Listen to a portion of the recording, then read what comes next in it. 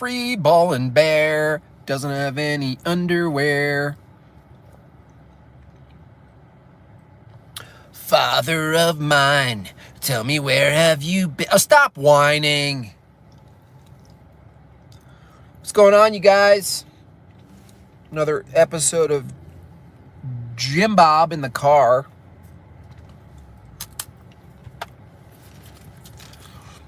Got a fun one today. I'm doing a lot of gabbing. Gab's pretty interactive. I gotta say, to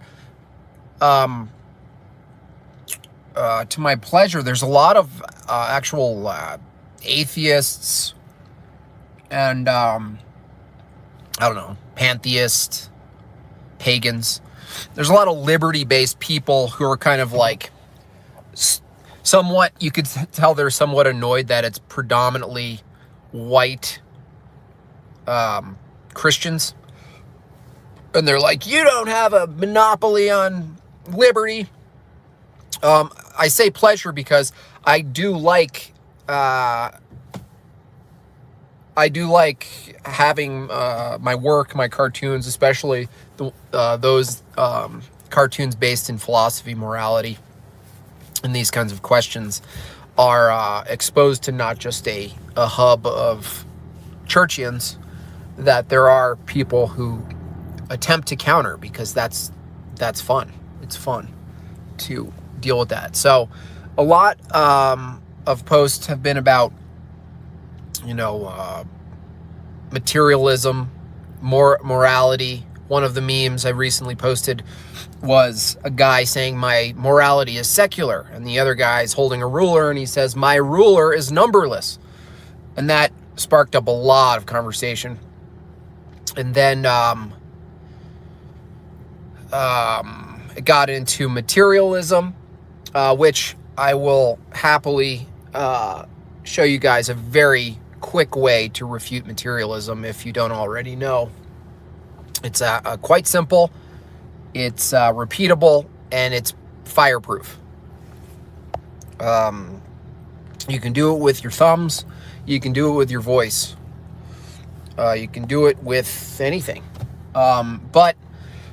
So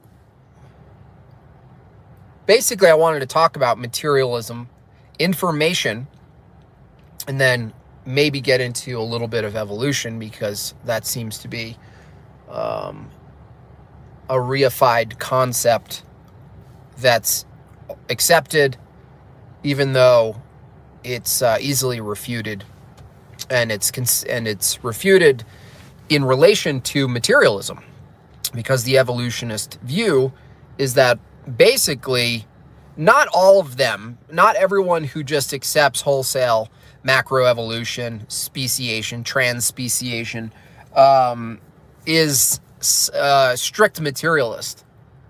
They just kind of go, well, yeah, it seems like it happened. And then they go, yeah, but there are other things that can't be explained. I'm talking about strict materialists who are strict evolutionary proponents. There's so many problems. So let's just start with refuting materialism real quick. Let's just start with the claim all is material, because let's face it, when you really distill the worldview down to a single framed claim, it would be all is material. A couple of, this dude I get along with well, he's a libertarian, Austin Peterson.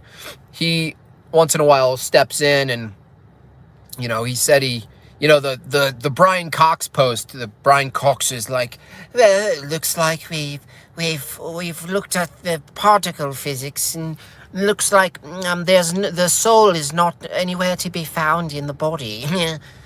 He's like Dildo Dawkins' little pubescent ballsack. And people don't really understand the category error in those things. The same goes for show me proof of God. It's like your idea of proof is strictly material. No one claimed that the soul was a physical thing down to the particle. It's the opposite. And so, you know, these people who know that they have to abide by the moral presupposition, a moral assumption, they know they can't live their life otherwise. Otherwise, you know, as a an atheist libertarian, you can't make the ought claim that we should protect liberty. You can't even make the claim that liberty exists. And one of the guys said, I believe in liberty and I believe in the Constitution. I just don't understand why people believe in things without evidence. He didn't even understand why those two statements are hilarious. There's no evidence of liberty. That's a faith-based presupposition. It's a faith-based assumption. It's a metaphysical claim. Not only that liberty exists, but that we ought to protect it. Those claims are related. And so materialism, all is material. You simply say, is that true, right? You could string them along a bit, right? If you hear someone say all is material, man, and everything is just an expression of the material. Okay, all is material, and you say, is that true? And they will say yes. And then you say, well, that's a truth claim. And they'll go, yeah, what's the problem? And you say, is truth material? And then it's over. How to refute materialism in 3 statements or less. You could make it faster. You say all is material. That's a truth claim. Truth is immaterial. How could you know that to be true if all is material? Did you find it in a particle, in something with a property, the truth?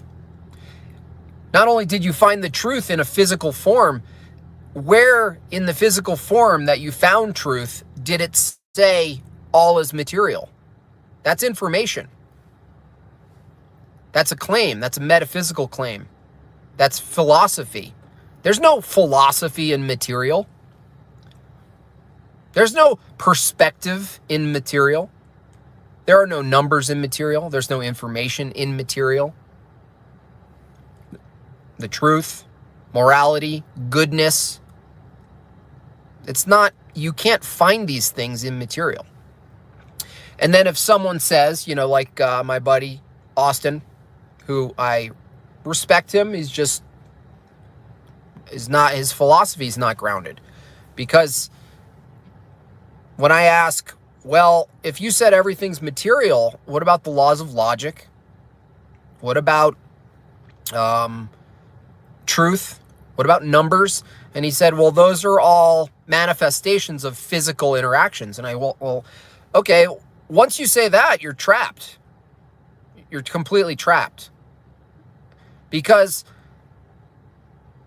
the claim, again, like all is material, the claim that all of those things, laws of logic, are just manifestations of chemical reactions, you can't verify them to be true if they're just chemical reactions, because you're making a truth claim that can't be found in chemical reactions. In other words, those are all manifestations of chemical reactions is not found in chemical reactions.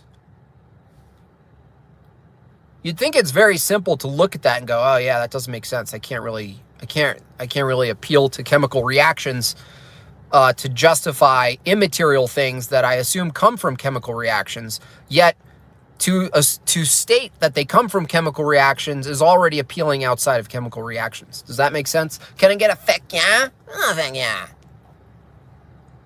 A feck yeah. And so there it is.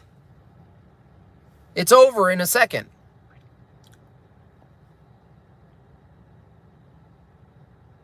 These things are not material. Information is not material. Numbers. One guy in Gab said, oh yeah, no, I just disagree with you. You can definitely find numbers in the material. Okay, show me a 7. Show me information. Oh, look, it says on the sign, stop. That's information. No, that's not physically information. That's a sign that means something. the meaning of which is immaterial.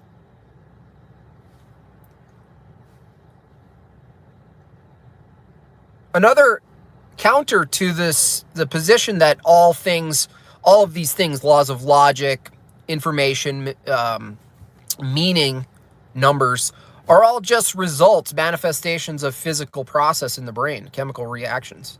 Well, we all have different chemical reactions in the brain, right?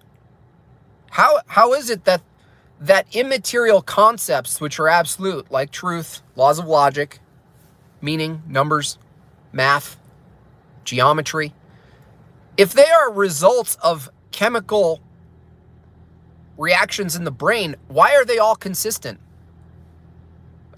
Are you saying that all of our chemical reactions as individuals in our matter, in our vat brain, in our bundle, our mass of just material reacting with material randomly, somehow produces a cohesive, unified interaction with concepts, with each other?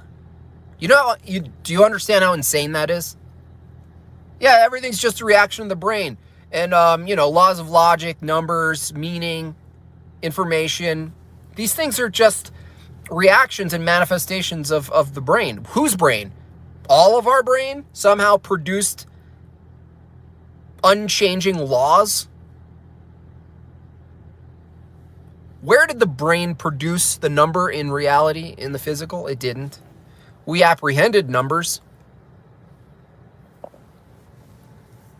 We apprehended laws of logic, law of identity, law of non-contradiction, excluded middle. But there is no place where you can show me a cluster of cells, particles colliding in the brain and producing immaterially a number. Where? Where did it produce it? It's insanity. It's insanity. When you start to question it very simply, don't get into all this other crap. Just listen to what they say. Oh, how do you justify? If everything's material, how do you make a truth claim? If all is material, how do you justify the laws of logic are consistent? That math is consistent, regardless if a 4 looks like a pineapple. You could have made a 4 look like a pineapple. That's a symbol. The value of 4 is the same, regardless of the symbol. How does materialism account for the unity between concepts, the material world, and the mind, which is distinct from the brain? We know it's distinct from the brain because a bunch of our brains are not actually connected, so far as we know, physically. There might be some crazy supernatural connectivity that we don't understand, but from the materialist view, how does a materialist account for the unity between concepts, absolute concepts, the mind, and the seamless connection to the physical world? Someone goes, well, no, 7 is just an invention and we wouldn't need it if we didn't apply it to the world. That's not true. Because you can do math in your head. Some smarty pants can even do geometry in their head to a high level.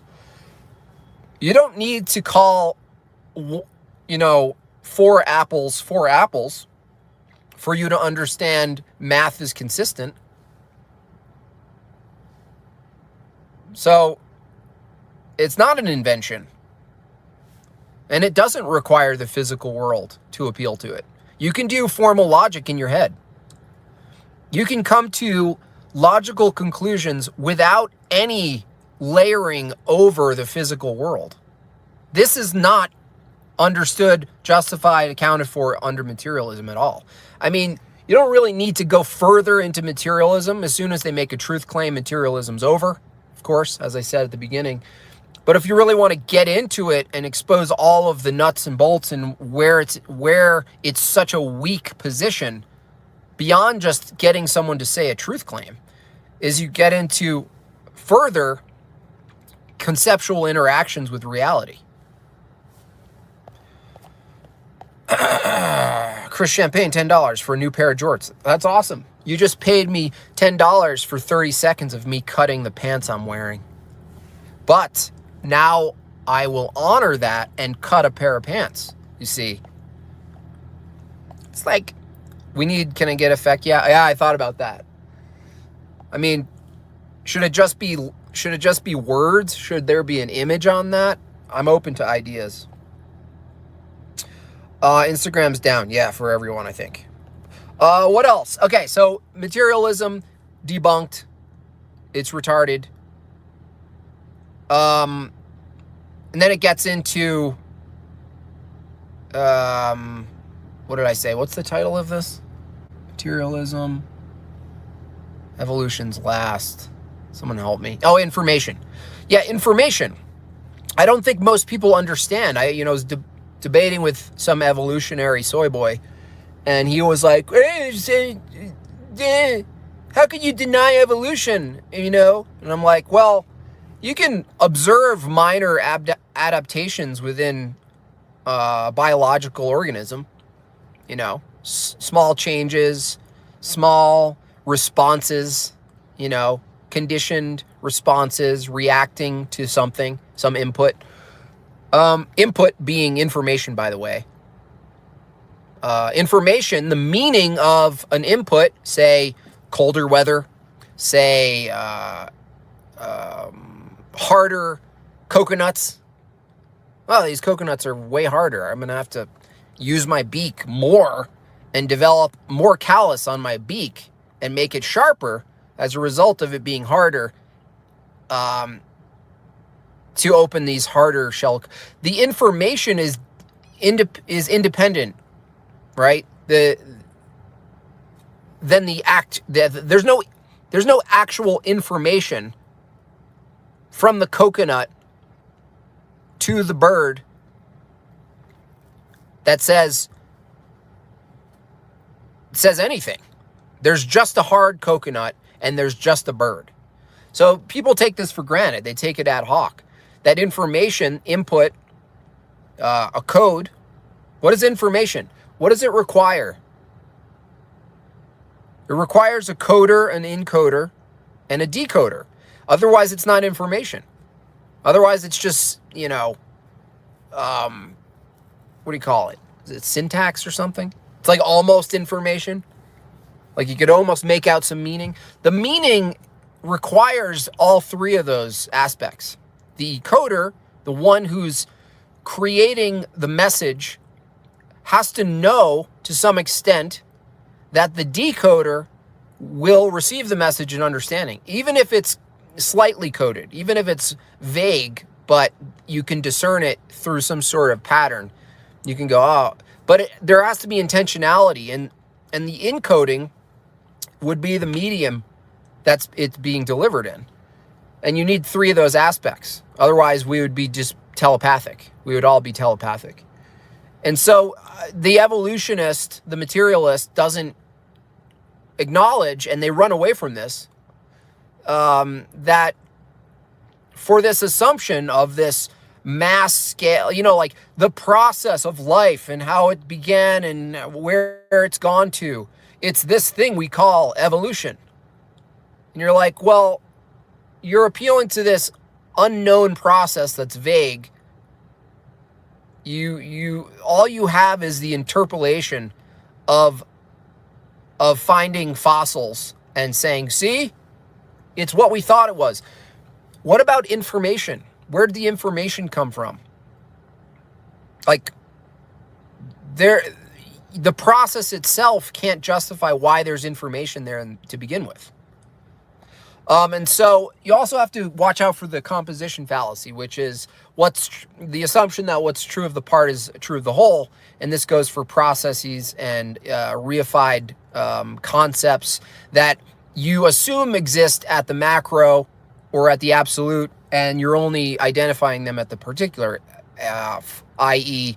Harder beaks over time, or longer toenails over time, or whatever it is, more hair over time. Something you could observe at least, right? And then they go, well, if you can observe what we call evolution, which is up in the air, by the way. No one's really defined what it is other than changes in alleles over time. What? Okay.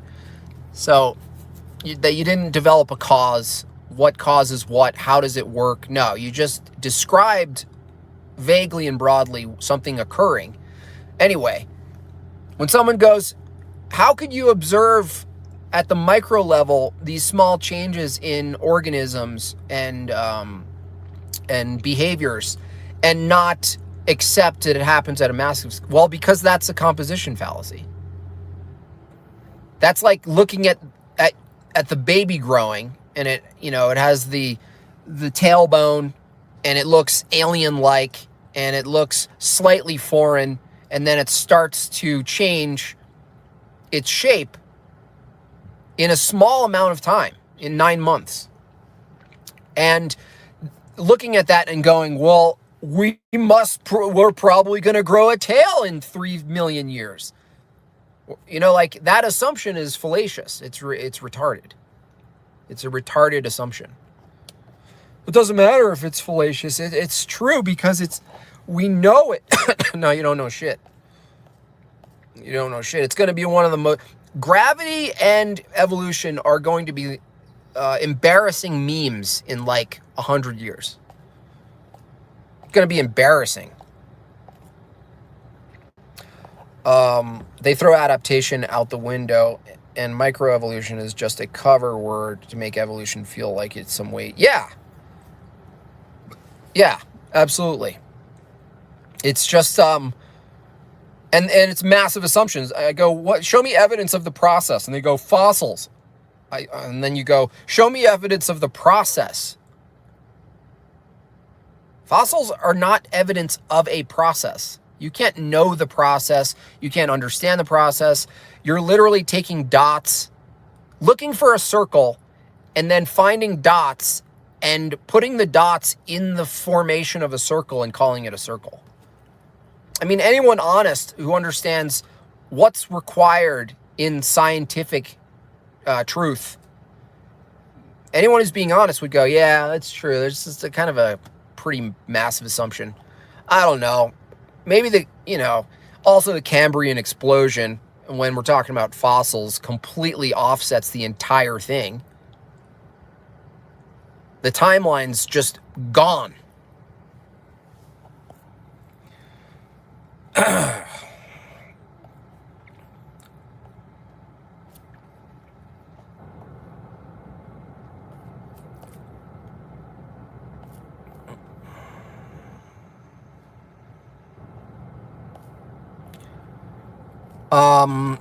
Did we see the ultrasound? Yeah, we saw the ultrasound. We saw him. He's hanging. The materialists, atheists, the fools, their science. It is. It fails every time. I mean, think what a joke it is. So science is true, and it's always true, and you can't question it until science questions it and proves that the previous assumption is no longer true. But until then, it's actually true. That's how they think. Well, it's true until it's not. And you're like, well, it's probably, I don't think it is. And they're like, yeah, but it's true until you demonstrate it's not true. And that's not true.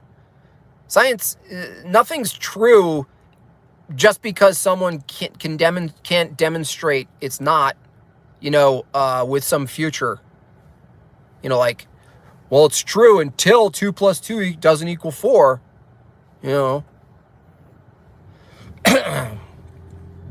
It's like you believe something and then you state it as fact because science. And then when science debunks the thing you were stating as fact and getting all uppity about it, suddenly the new thing is actually the truth. And you're like, you're in this endless cycle like a goldfish, just like, someone's just, showing the goldfish something and he's like, yeah. And then you just forget that the thing you were living maybe half your life thinking was true, arguing, telling people they're idiots for believing it, for doubting it.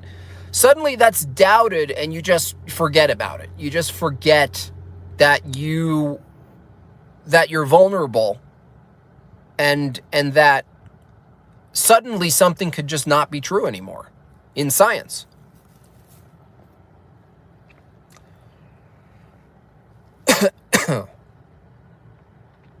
Wonder what triggers a Cambrian type of explosion of life. I don't know. I mean, I think it's possible. I don't know if it's scripturally supported. I'd have to look into it, but that you could have spontaneous supernatural events that result in animals.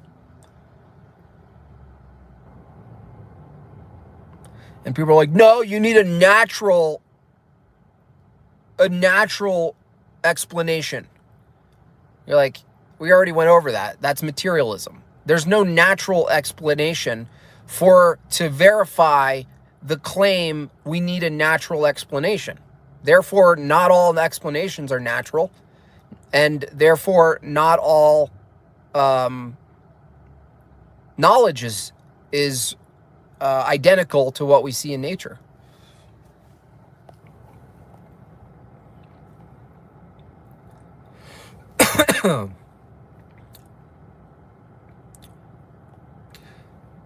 Super Boomer, hey, can you read this? How do I send a super message? A super message? You just, all caps is a super message.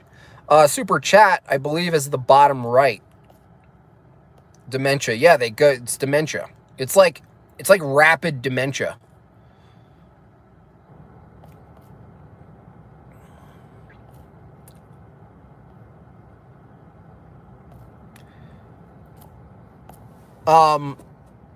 And so those things are all connected. Materialism, information, which is a particular that I pick because in the materialist view, they ignore, look away, take ad hoc the existence of information, not the use.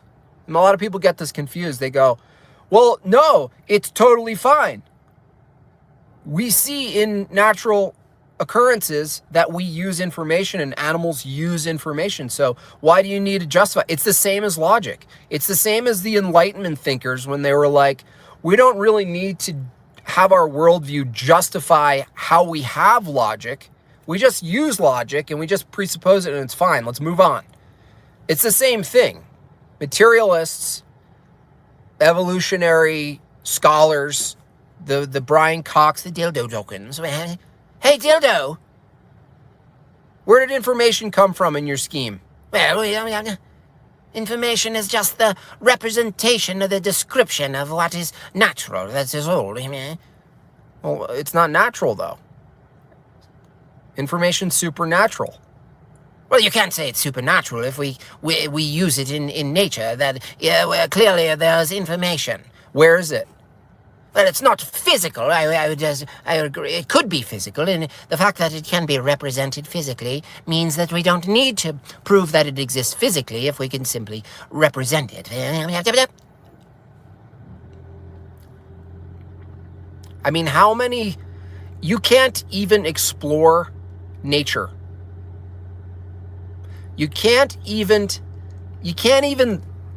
discern an object from another object in physical reality without first assuming immaterial things that are already accepted to be true. And in philosophy, the modern libertarian, atheist, anarchists, whatever, they just say, well, that's just an axiom, Jim Bob. It's just an axiom. Like, yeah, calling it an axiom doesn't solve the problem of logically grounding coherently how it makes sense that they exist. And then the materialists, the Brian Cox, the dildo Dawkins, just because we don't know where the laws of logic come from and where information and numbers come from and geometry does not mean that we will not find out. That's the thing in question, guy, is that your process of finding out presupposes them.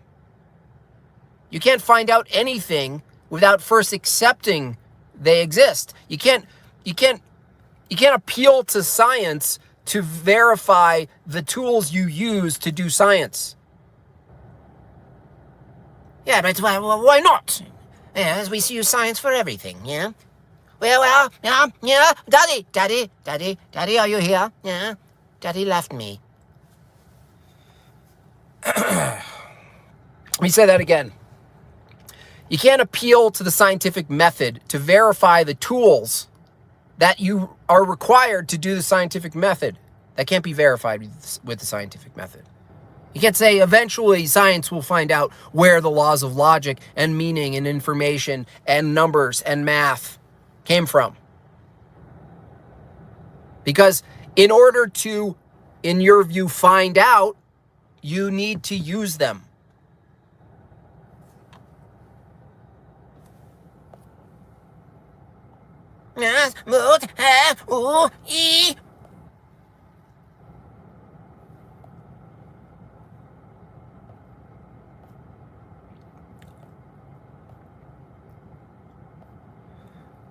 Your right or my right? Wow, you really are super boomer. I like your honesty in your name. I don't know, bottom right? In the chat, maybe? There's a little number. Maybe there's in the chat, there's a money sign in the right of the actual place where you type.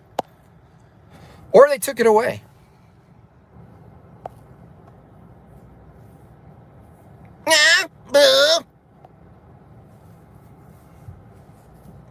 Hey, Peterson, what are your thoughts on Women's March?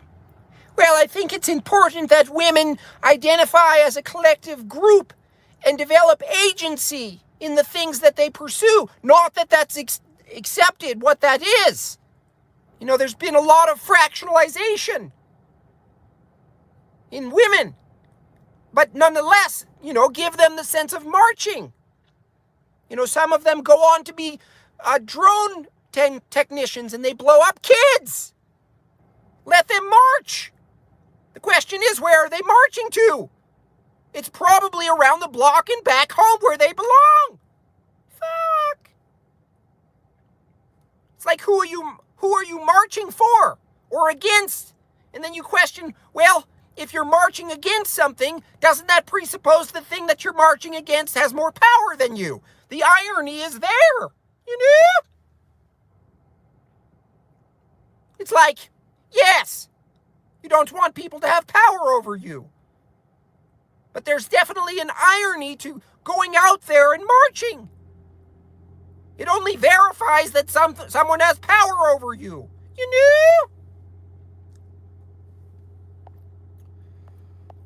know? Levi, $5. Sending this super message to assist the elderly super boomer. There you go, Levi. It's like, you know, it's like they could march anywhere they like. The question is, who's funding the march? And I wouldn't be surprised if it was a bunch of bankers. Now, I'm not allowed contractually to say small hats. Super boomer. Congratulations. $1.99. Save this for your college tuition. Exactly. Thank you, boomer. I will.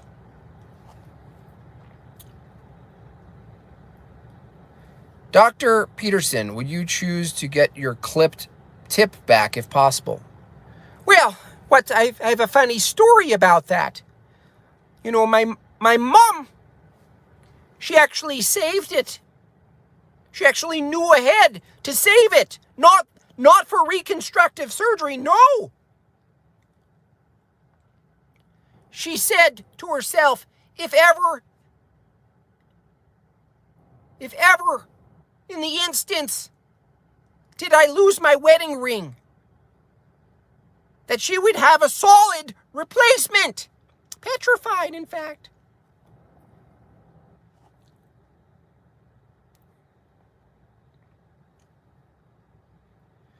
The evolution of JBP, you know, is incredible. Yeah, he just turns into, you know.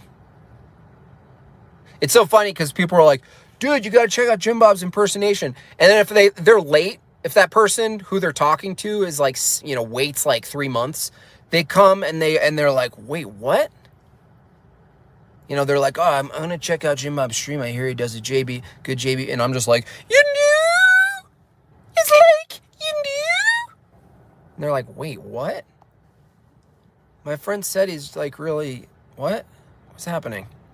It's like, you do.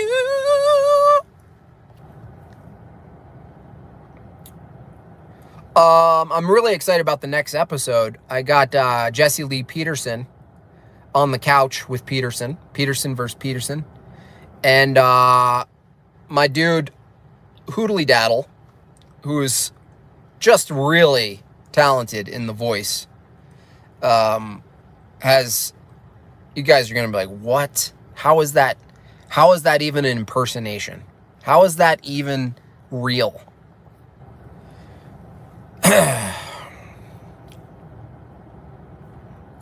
Jim Bob, what do you think we should do in case of an internet outage? I mean, that'll just be glorious. You just, concentrate on your family and your direct physical needs.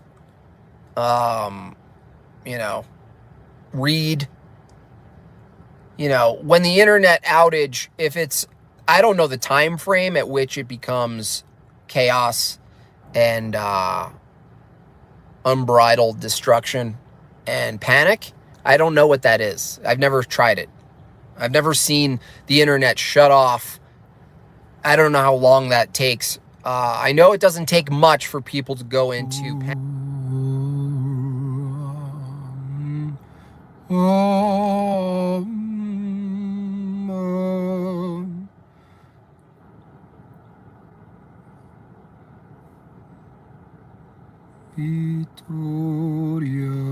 Victoria. Faaack! Oh, fuck! Oh, fuck! What happened is I got a phone call. Apparently on this mobile YouTube, anytime a phone call reaches your phone while you're streaming, it doesn't matter if you hit exit or answer it, it freezes YouTube. And that's what happened. So I have to remember to put on my phone on Do Not Disturb when I stream because of that reason. And now I don't even know if that's saved. And I got into a lot of bits and junk. And I hope it did save. But I'm not surprised if it doesn't. I am not surprised.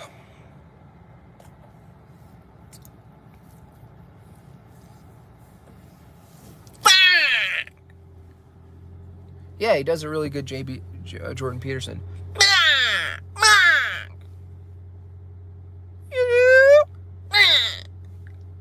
Hey, do JBP. You do?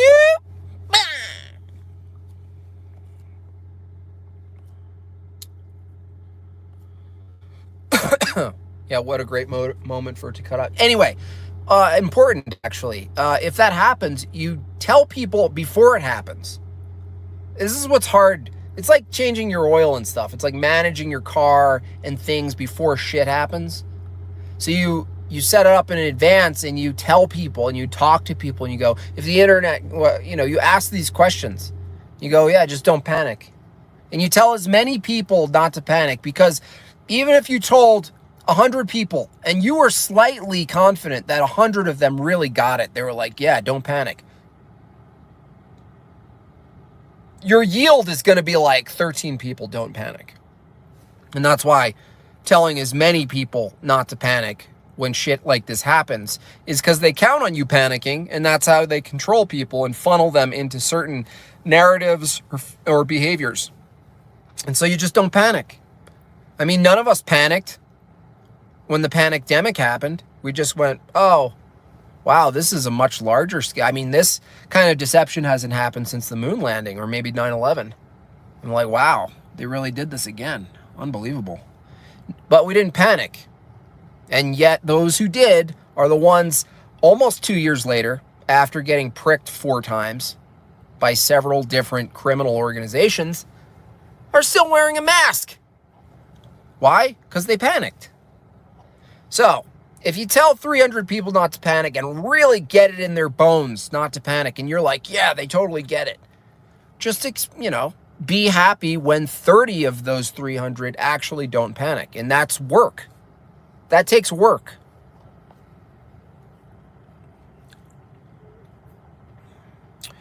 People need to go without. Yeah, all this stuff are going to be a blessing. I mean, I hate to say it, not to be like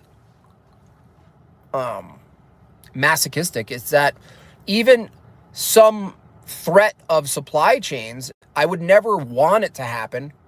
But if it does, the people who are awesome, who have faith, who control their urges and their reaction to fear, people who have skills, it's going to be a blessing. It's like, you know, I talked about on a previous stream how, like, if you remove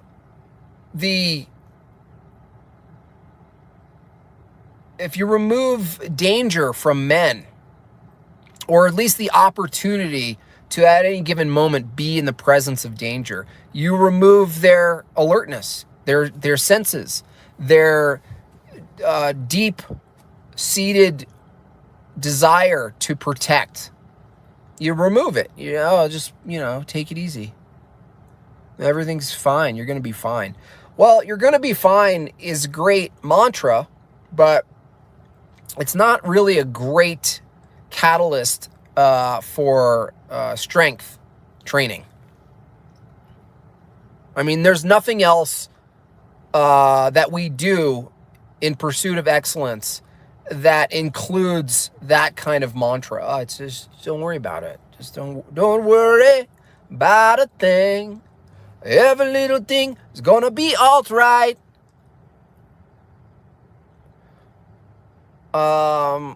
Yeah, on a large spiritual scale, at the eternal level, everything's gonna be all right. But at the particular circumstantial level, no. You don't want to get used to that, because someone who's telling you that is coincidentally the ones who's ends up being in control of the inputs. It's Hegelian. I'm sure John Calhoun whispered to his little mice, "Oh, everything's going to be great. I think it's going to really turn out well, you guys." And they were like, he's like, exactly. You're going to eat each other. You're going to lose your shit. This is a smart city.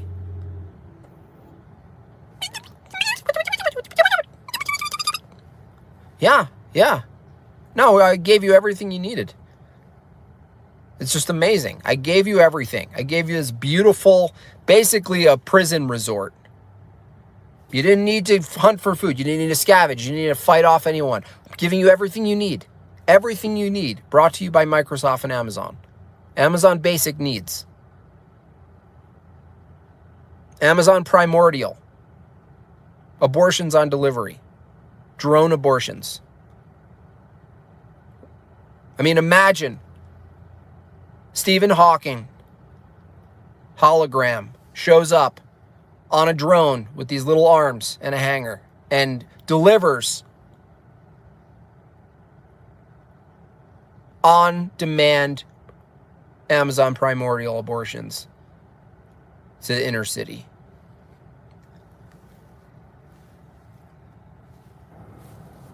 Oh no, I'm sorry about this inconvenience. Let's take care of that for you.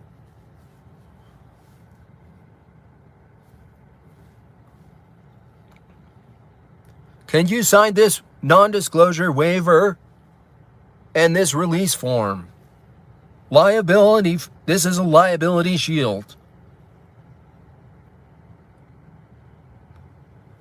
In the event that I botch your abortion, you cannot sue Amazon or the likeness or the owner of the estate of Stephen Hawking.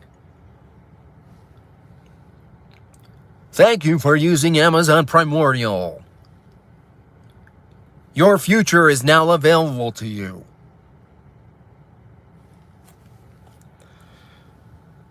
Karunka pills on demand, absolutely. It's going to be jellies. I mean, they're going to really... Big Pharma is going... You know how, like, the liberals used to be anti-corporate? Well, all of the dispensaries are going to be... They're going to sweeten the deal for them. And I promise you, in, like, a year, All of your liberal, cool man dispensaries, all the white dudes with dreads at the counter, they will be pushing Karunka jellies. Mark my words. Karunka gummy bears. Karunka bears. I mean, they're just going to... And then they're going to be like, yeah, it's kind of cool. It's big pharma. It's like, no, we're anti that stuff, man. We're all about natural. But we just do what we got to do. We want some Karunka bears.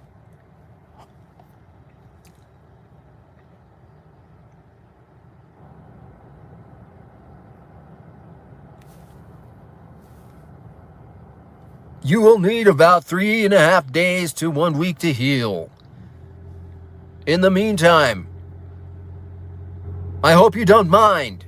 Midway through your abortion, I injected you with the 5th Moderna shot.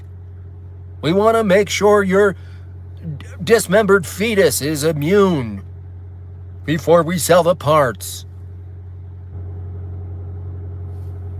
That is right. Stephen Hawking is right.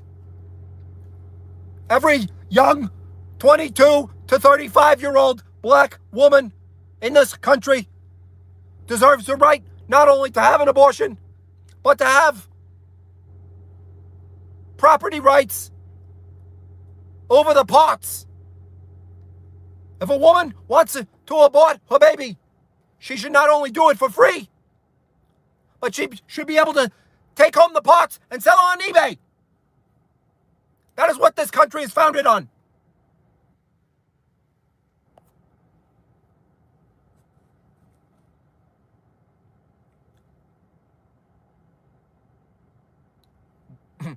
Is he black? Is he black? Is she a witch? Is your daughter a witch? Anyway, I gotta go. Don't get abortions. Try to wean off Amazon. Look forward to Amazon Primordial, but don't look forward to celebrating it. Don't buy Karunka gummy bears. Refute materialism in 3 easy steps. Material is all there is. Is that true? Yeah. Is truth material? Oh, shit.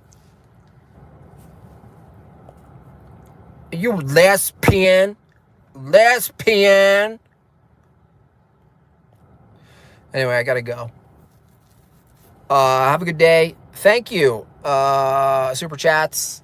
And, yeah. I'll talk to you guys probably tomorrow, all right? Peace.